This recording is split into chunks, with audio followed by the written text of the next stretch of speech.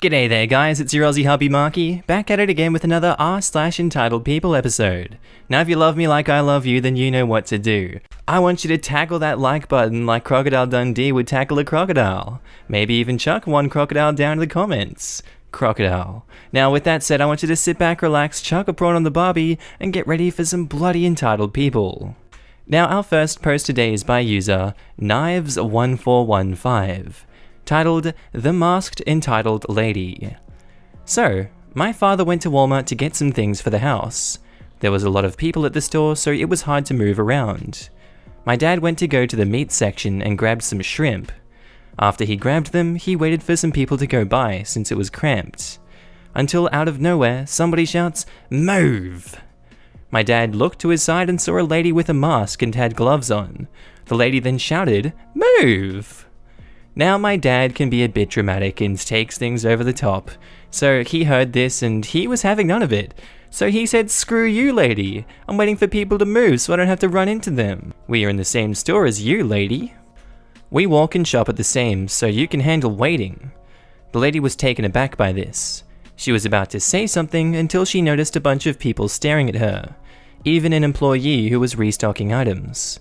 Before my dad left the scene, he said, "There's a lot of negative things I could say about your behavior, but I won't, so have a nice day." He walked off feeling very annoyed. A bit anticlimactic, but it was amazing how he shut this person down. Though he could have held back a bit, but like I said, he can take things over the top. And that's been happening around the world. He wasn't going to take anybody's crap. I wish I could have seen it in action, but oh well. Hope y'all enjoy and be safe out there. And our next post is by user Puffly5, titled, Entitled Woman Steals $50 from a Kid. My story happened when I was 10 years old and my friend 9. So a friend and I were looking for a board game at a local store, because our families wanted to play a board game together. His mum gave him €50. We had found one soon and he took his cell phone out of his pockets, because he wanted to send a pic to his mum. That's when he realized that the money fell out of his pocket and is now lying on the ground. Right at that moment he wanted to pick it up. A little old woman took it and ran away. We told the shop owner, but since it was a small shop there are no cameras. We went home and told his parents, but they were not mad and we got chocolate ice cream. God, that's a good ending. Thank you, Puffly5.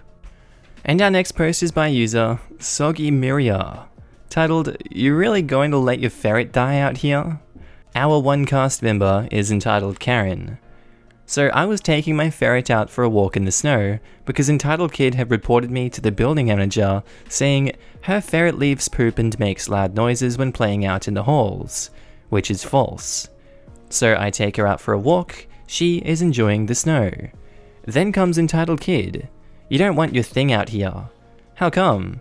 She will die in the snow. No she won't, ferrets aren't made for hot temperatures. It's a perfect temperature to be playing outside right now. The thing will burrow in the snow and try to warm up because it's cold. She has a name. One of my friend's ferret in the other building fell off of the balcony into snow and died from the cold. At this time, I was starting to get fed up with her BSA. But I'm outside with her. I can take her inside at any time. Take her inside. This is animal abuse. I am capable of parenting my own ferret, thank you. EK is walking Jer, clearly overweight, Jack Russell Terrier. Are you sure? Yes, I am. Now you can leave me alone. I'm going to feed my ferret some mice now. EK walked away, peed off. Sorry it didn't have a good ending. I have other stories about her. Let me know if you want to hear more. Damn, I did a good job of reading that word for word, didn't I? And our next post by A Beaver Housen, titled, A New Dad Hides COVID Symptoms in Order to Gain Access to Maternity Ward. So a man who was exhibiting symptoms of the novel coronavirus lied about his condition because he wanted to sneak into the maternity ward to join his wife, who was about to give birth. The man only admitted to hiding his condition after his wife began showing symptoms of the virus shortly after she gave birth to their child. What a selfish prick. Also, some leaders in the Philippines did this as well, so that's lovely. And our next post, Cake Insurance, ? Karen. Last summer, I found a small part-time job for myself at a bakery. It was only a 10-minute walk from my house. I worked the register, restocked the display cases and boxed cakes and so forth for orders. It's an older bakery, definitely needed to be revamped, but it wasn't too bad. I only quit due to disliking the social environment. My co-workers were jerks. So I started my normal shift around 9 AM and I was working with a co-worker. I'll call Nora.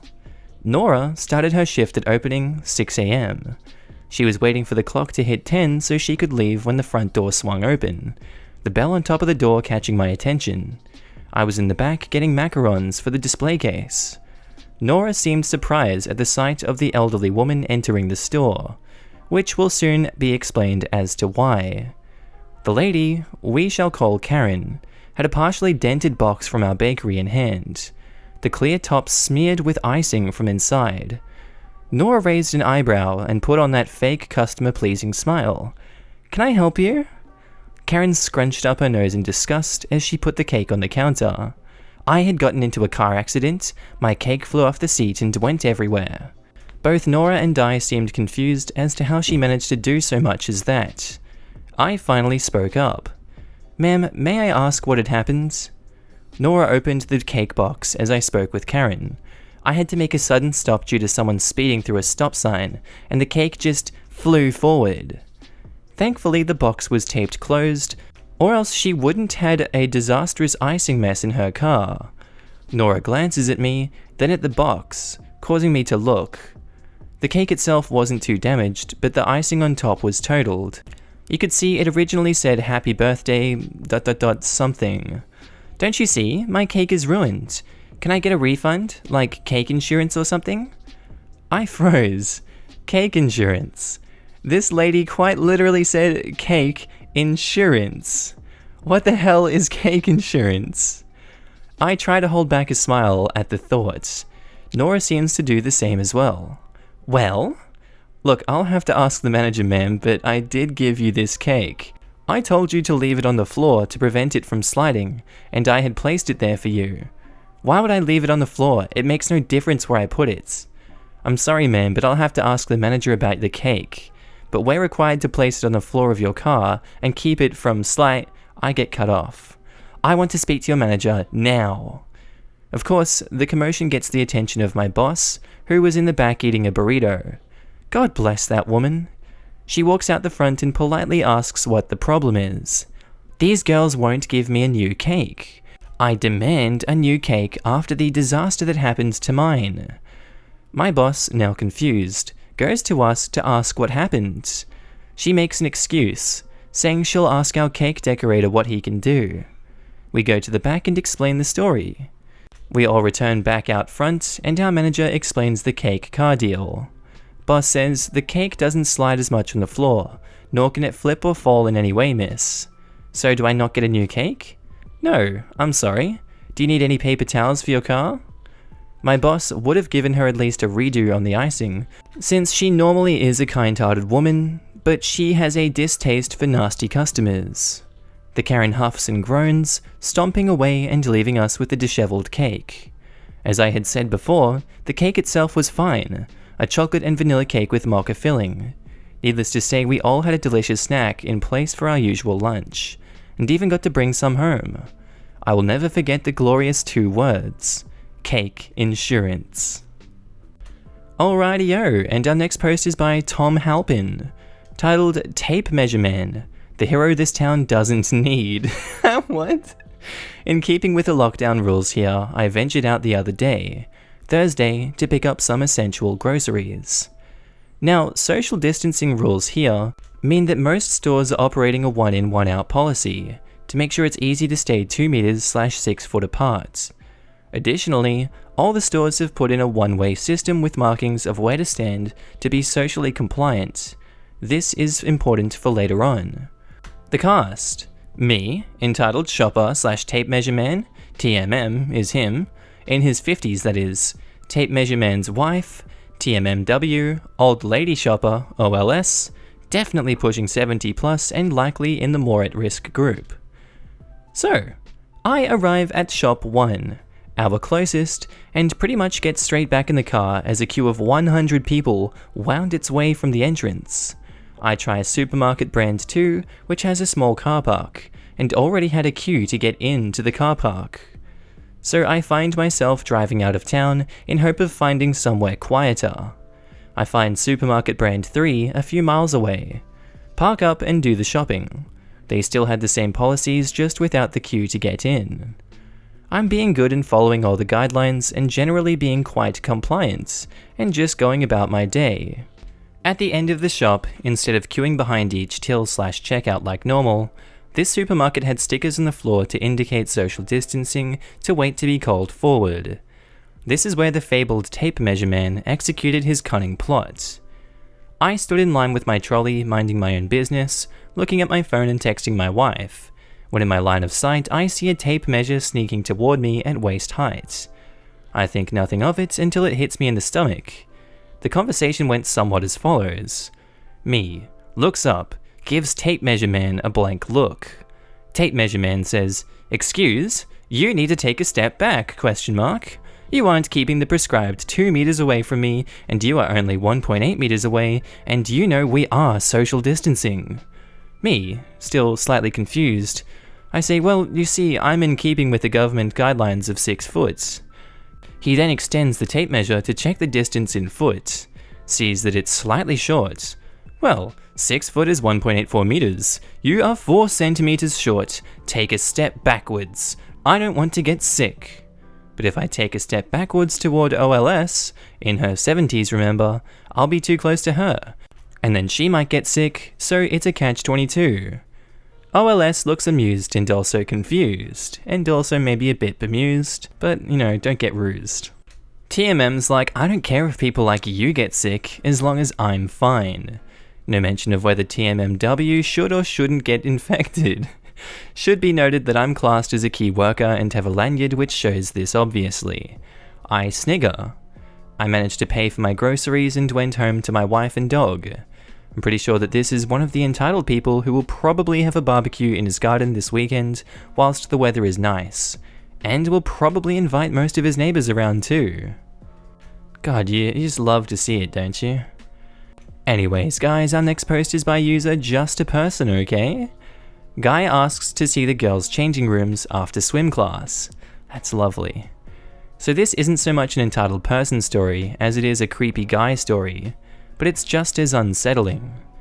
So I've mentioned before in a previous post that there's a guy that torments me and acts like a douche. If you haven't seen that post, it doesn't matter, it won't be important whatsoever. This is his friend, the most perverted and mean person I've ever met. We'll call him T. So T is a horny teenager. I mean, that's pretty normal, but the way he deals with it is all kinds of weird. So he dares girls to do some pretty weird stuff. Flashing, taking off an article of clothing in front of him, etc. And last year, he was in the same class as me and my best friend. So he knows the both of us.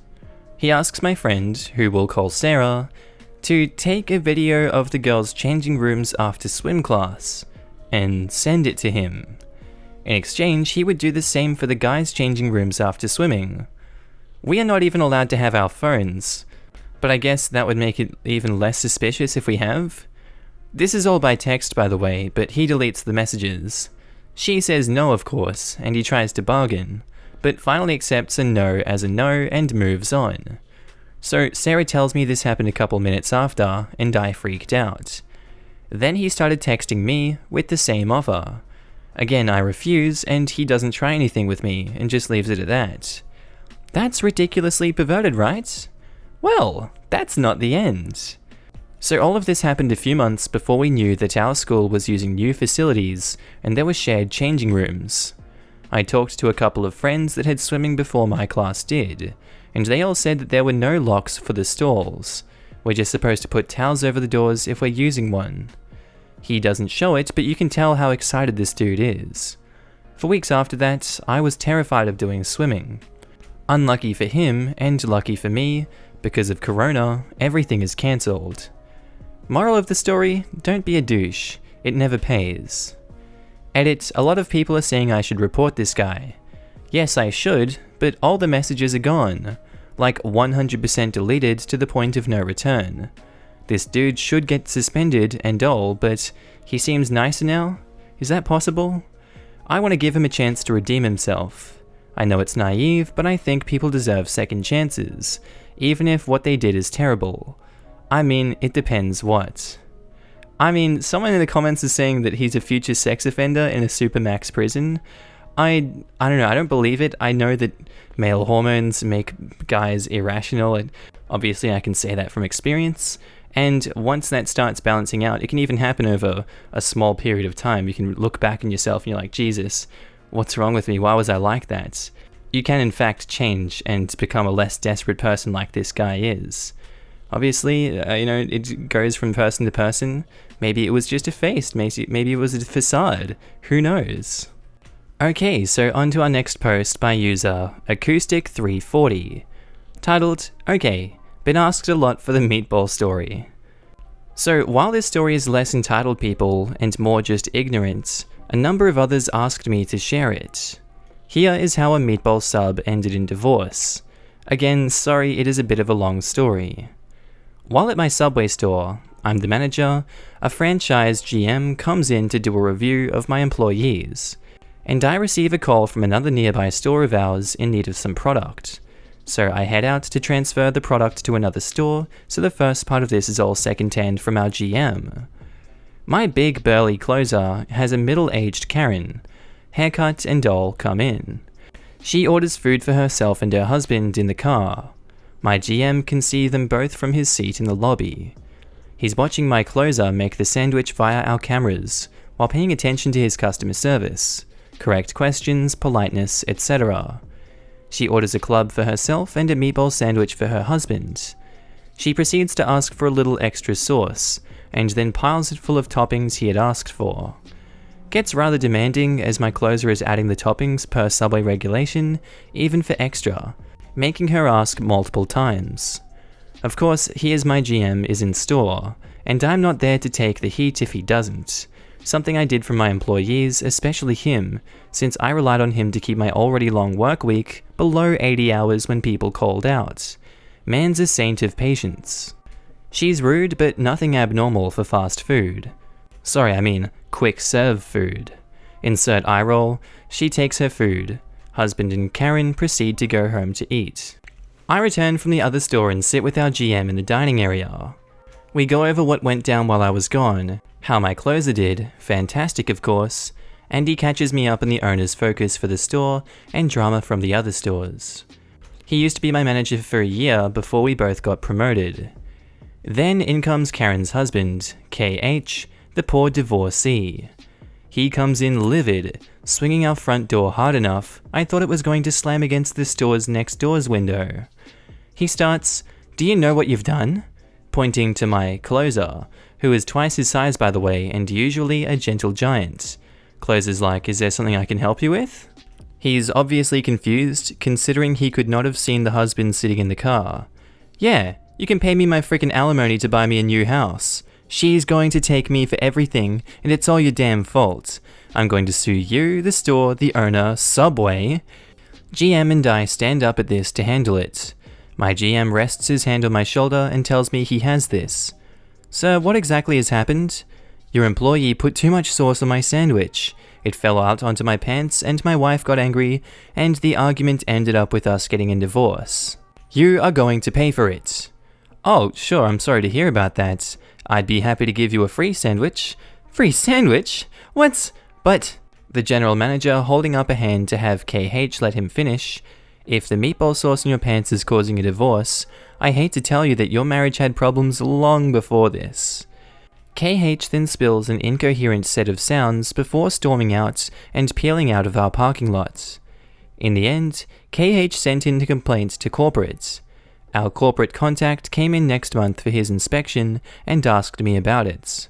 I brought up the cameras and audio of the evening. He chuckled and smiled. "Please email this to me, will ya?" "Sure. May I ask why?" 1. It proves we have no fault in this divorce in case of suit. 2, and most importantly, it's bloody hilarious and my co-workers have to see this. So that's how a meatball sub ended a marriage. Alrighty-o, and our next post is by Jeepers Jess, titled, My neighbor called the cops because we decided to clean our apartment. I am so glad that I found this sub because I'm dying to tell this story. So my boyfriend and I moved into an apartment in August. It's older, so the floors are super creaky. According to our lease, we're obligated to cover 90% of any room with carpet, except the bathroom and kitchen, to help with noise. It turned out our apartment was previously managed as a dorm by the local college, so the floors are already a layer of super thin, crappy carpet. We also laid down more rugs to help with the noise cancellation. Our downstairs neighbors moves in about a month later, and within a month of that, starts banging on her ceiling when we get too rowdy.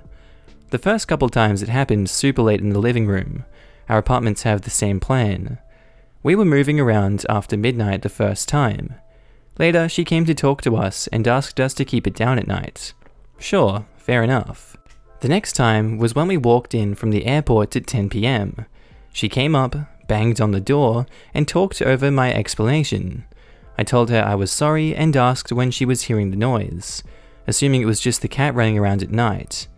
No, she tells me that she knows it's not the cat, she knows it's us, and she doesn't live alone. Okay, weird, but whatever. We started going to bed earlier as we settled into the apartment and our jobs. But the banging only continued. For months, she would hit her ceiling/our floor whenever we walked around. Bed at 10? Bang! Wake up at 5:30 for work? Bang! Sitting on the couch but decide you want snacks? Bang! Around Christmas, she comes up to our door again. My boyfriend answered, and this time I recorded, and I'm so glad I did. This woman came up and looked at my boyfriend in the eye and said, "You have to stop following me." What? I know it's not the cat or the dog or your girlfriend, because I know your footsteps. I don't know how you figured it out, but you figured out how to listen to where I am, and you're following me around my apartment and I'm sick of it. My boyfriend calmly responded that she sounds crazy and that we don't care about her. She again reminded us that she doesn't live alone. Her boyfriend is a small Latino man in his 60s, who is very polite and has never said a word to us. Cool. She's insane. Whatever. The banging continued with us stomping every time we heard it. She didn't like that, but it made it more fun. We had already explained the situation to the landlord and the super, and they were on our side. Our town was the first in the US to be locked down under quarantine, so for the first few days the banging gradually increased, until one day this woman lost her mind. I'll admit that we're early risers on the weekends. On this particular Sunday, we ended up waking up super early, but not doing much for the first few hours. We drank some coffee and sat on the couch until almost 11. At that point, we decided to get up and clean the apartment. Homegirl went ape crap. She had to be running from one end of her apartment to the other. She's banging on her ceiling so hard that we're convinced that she's damaging it. At one point, I hear what sounds like a muffled yelling after she followed me into the bedroom. We had plans that day, so we ignored her, finished cleaning, and started to leave. She must have been waiting for us to leave because for the first time ever, she walked out of her apartment right as we go to her landing. I was holding the dog while waiting for my boyfriend to come down, as she starts to descend the stairs. Of course, she decides to turn around and say something. This crazy tramp is like, "Tell your boyfriend to cut it out." Cut what out? Walking? You're hitting the ceiling because of me and the dog moving, not him. CB continues to spew some other dumb crap as my boyfriend gets down to me. She proceeded to stay exactly 3 steps ahead of him, slowing us all the way down the stairs. She tried to block us going out the door at the bottom, but backed off when he just didn't stop moving. She is continuing to yell at him all the way to the parking lot. Of myself and my boyfriend, he's typically the hothead while I'm the calm one. Amazingly, he kept his calm the whole time, calling her only a crazy lady and ignoring her as he walked past her and her car to the dumpster. As I passed the car, she decided to continue talking to me, and I was just ticked not to engage. She's like, "I'm serious, it's done." Okay, what do you want us to do, crawl? I already told you we have a 60-pound dog, and we're all just walking around. She's talking while I talked, so I don't hear everything she says, and you need to remember that I don't live alone. Okay, tramp, neither do I. You see my boyfriend right there, so what's your point? By the way, that's the third or fourth time you've said that, and that could be taken as a threat. You think it's a threat? Fine, it is. Cool, I'm calling the cops. Okay, me too. We both call the cops and they pull up. They talk to her first and then come talk to us. I don't know what she told them, but when they came to talk to us, I told them everything she'd said and done in the past 6 months. The officer explained that it was a civil matter and would have to be dealt with by the landlord, but assured us that they explained to her that it is perfectly acceptable to walk around your apartment at 11 AM on Sunday. They also told her not to knock on our door ever again and that she's not allowed to bang on our floor over footsteps at any point. For a couple nights, she got back at us banging at 1:30 AM to wake us up. We had already reached out to our landlord again, and this time, he told us he'd see what her problem is. That's still not the last of his troubles with her though. We ended up talking to the people that lived below her and telling them about the banging.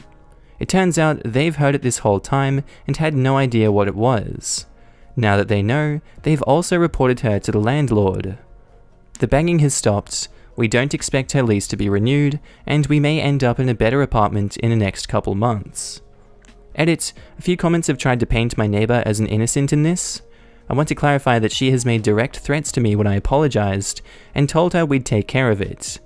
That was the first time she'd met me, and all I did was apologize and say we'd fix it. She was never trying to be friendly and work it out.